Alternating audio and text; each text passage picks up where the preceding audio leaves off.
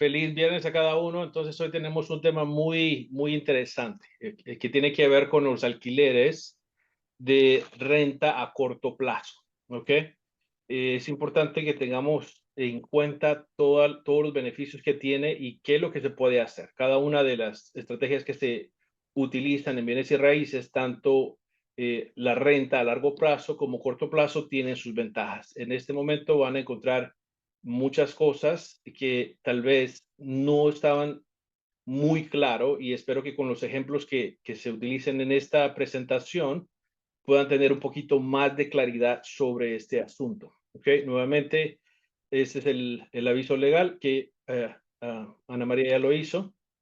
Entonces, hablemos un poco de los alquileres de corto plazo. Entonces, alquileres de corto plazo se le determina a propiedades que se rentan por 30 días o menos. Marco, ¿no Eh, estás compartiendo tu pantalla? No sé si la ibas a compartir.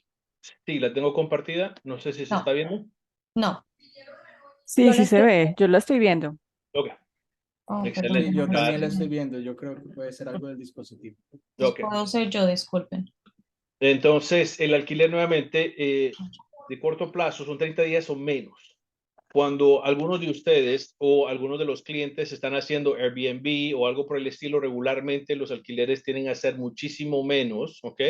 Tomar eso en cuenta, eso es lo que se conoce como alquileres de corto plazo. Y es importante tener una distinción porque cuando se hacen rentas, por ejemplo, nuevamente con Airbnb, los promedios regularmente de lapso de renta es de 1 a 7 días. Es lo que se ve. ¿Ok?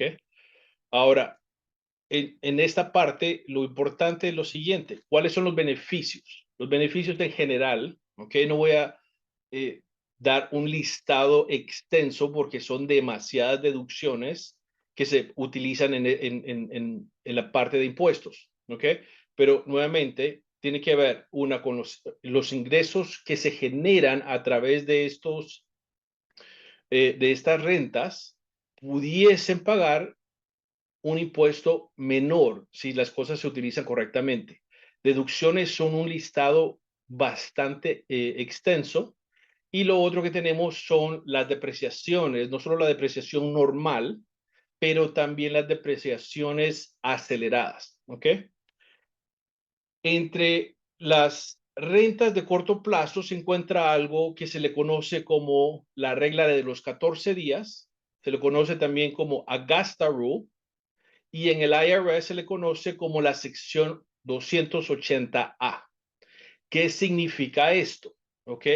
Significa lo siguiente, que los ingresos que ustedes puedan obtener por rentar su propiedad principal, si la rentan por no más de 14 días en el año, no tienen que ser consecutivos, esos ingresos no pagan ningún tipo de impuesto, son exentos de impuesto.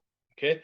No se pueden agregar deducciones o gastos a este ingreso, ya que este ingreso no está siendo tomado en cuenta como un ingreso para el propietario de la vivienda. ¿Ok?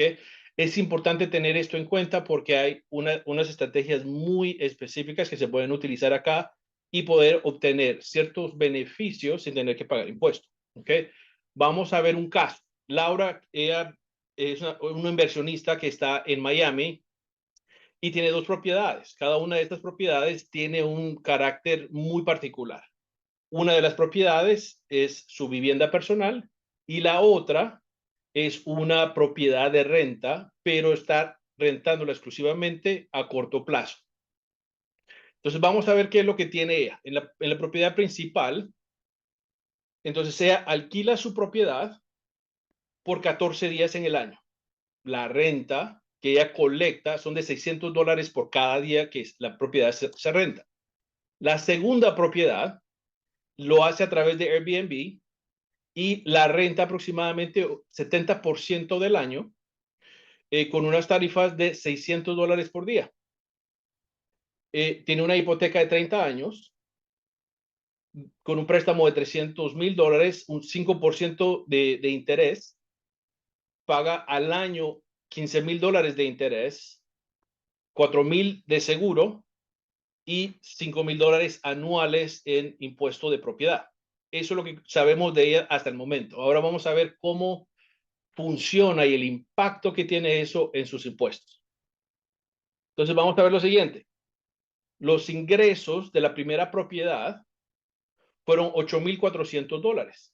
Si siguen la columna de la propiedad número 1, no hay ningún gasto que se agrega y tampoco paga ni un solo dólar por el dinero que generó de esa propiedad. ¿Ok? Ahora, en la propiedad 2, que fue a través de Airbnb, los ingresos que generó en su totalidad fueron $153,000, ¿ok? Pero tenemos que deducirle todos los gastos, el interés de la hipoteca, el seguro, los impuestos de propiedad, la limpieza, mantenimiento. Vean algo importante, la depreciación es una pérdida o un gasto que se conoce como una pérdida o gasto en papel. Es decir, que esos $17,000 nunca salieron del bolsillo de Laura. ¿Ok?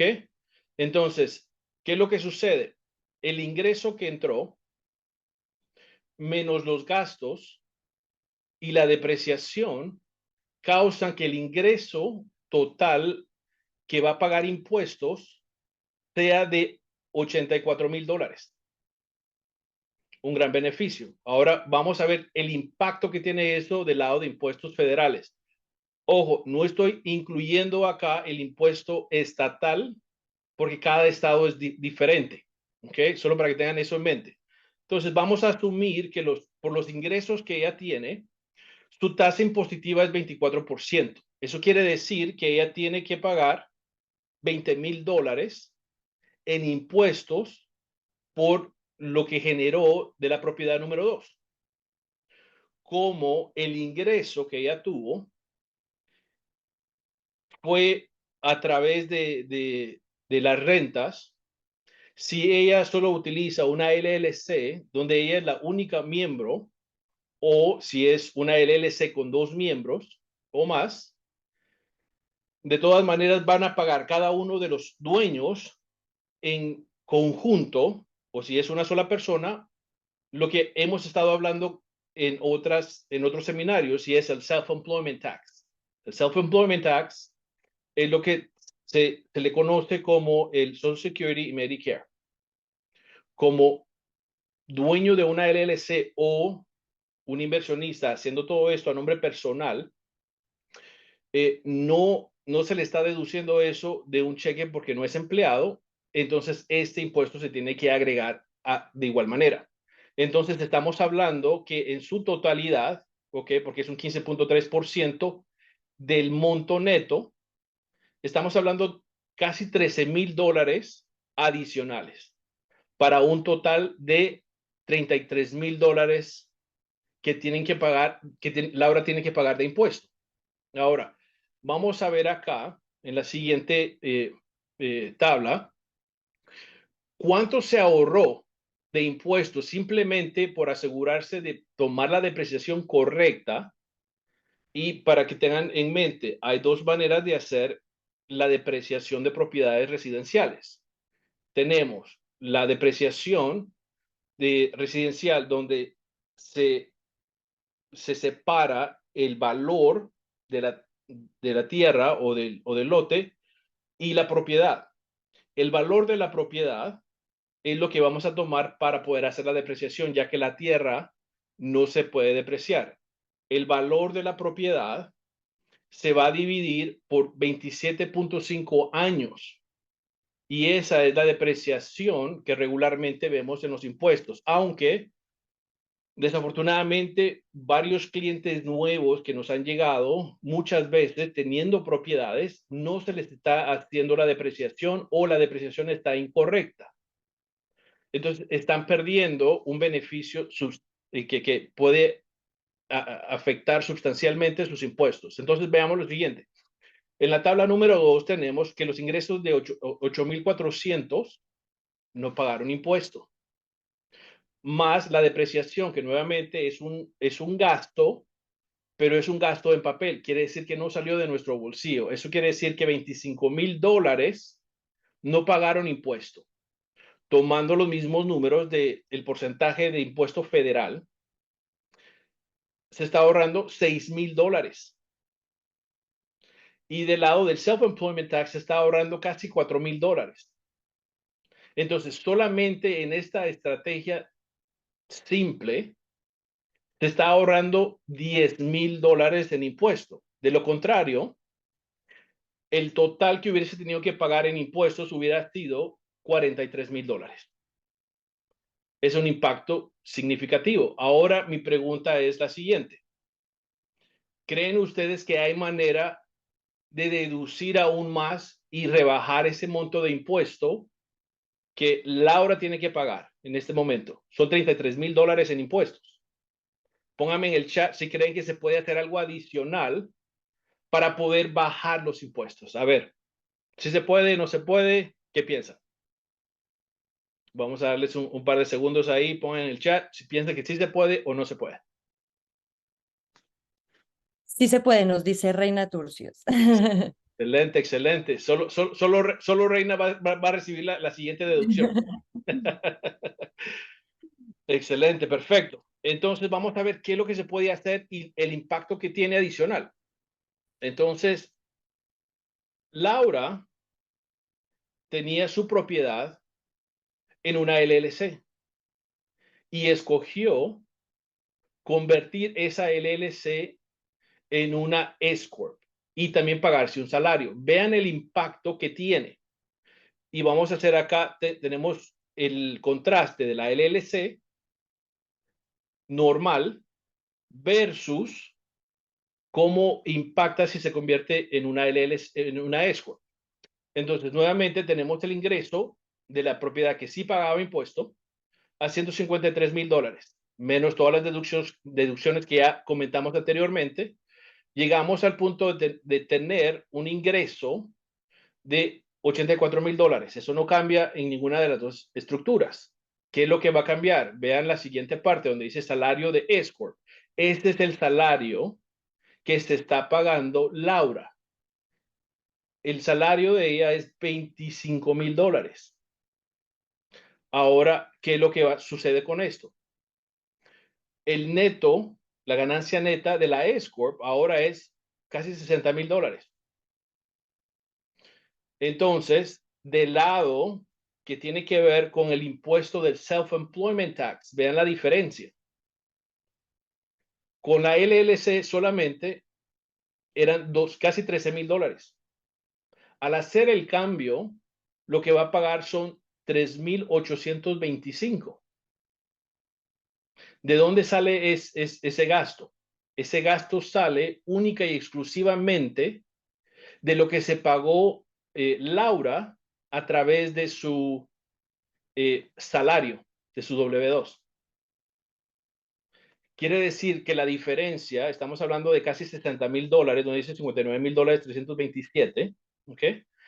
Esos $60,000 no pagan impuesto de self-employment tax. Entonces, ¿cuál es la diferencia acá? Se está ahorrando un adicional de $9,000, trayendo entonces el pago de $33,000 a $24,000. Ese es un cambio sumamente grande. Vamos de regreso acá. Entonces, estamos hablando de casi $20,000 de lo que pudiese haber pagado a simplemente implementar un par de estrategias. Una, utilizar la ley 280, asegurarse que la depreciación se hiciera correctamente y cambiar la estructura de la LLC a una S Corp. Entonces, tres cosas que se enfocó. Ahora, pregunto nuevamente, ¿creen ustedes que se puede hacer aún más? ¿O hasta ahí llegamos? Yo voy a A ver. votar que sí se puede hacer más. Sí, entonces, ¿qué sucede? Acá no hemos tomado en consideración viajes, no hemos considerado también gastos de vehículo, no hemos considerado gastos de oficina de casa, no hemos considerado tampoco planes de retiros, no hemos implementado el hecho de que si Laura tiene hijos menores de 18 años y mayores de 7 años, que podrían estar trabajando para la empresa. Es decir, que esos $24,000 pueden terminar siendo cero de impuestos y en algunas ocasiones pudieran llegar a ser una pérdida en la planilla de impuestos. Aún más, vamos de regreso a la parte de la depreciación, donde dice $17,000. Importante esta parte porque acá se está calculando única y exclusivamente la depreciación regular. Si utilizamos la depreciación de costo segregado, esto acelera la depreciación de la propiedad. En ocasiones se puede acelerar de un 30 y hasta un 40% del valor del edificio, de la propiedad.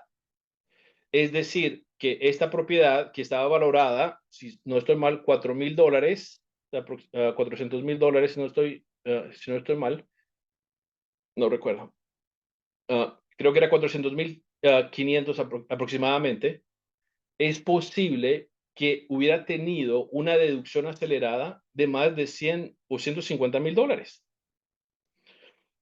Entonces, ¿qué es lo que causaría todo esto? Es de que tengamos en realidad total y exclusivamente cero de impuestos y hasta pérdidas que se pueden utilizar en nuestros impuestos personales o se puede tener como crédito en el registro de impuestos para que se puedan utilizar en los años subsiguientes. Una vez que tenemos pérdidas, podemos decidir cuándo implementamos estas pérdidas y tenemos hasta 20 años en el futuro para poder utilizar estas pérdidas.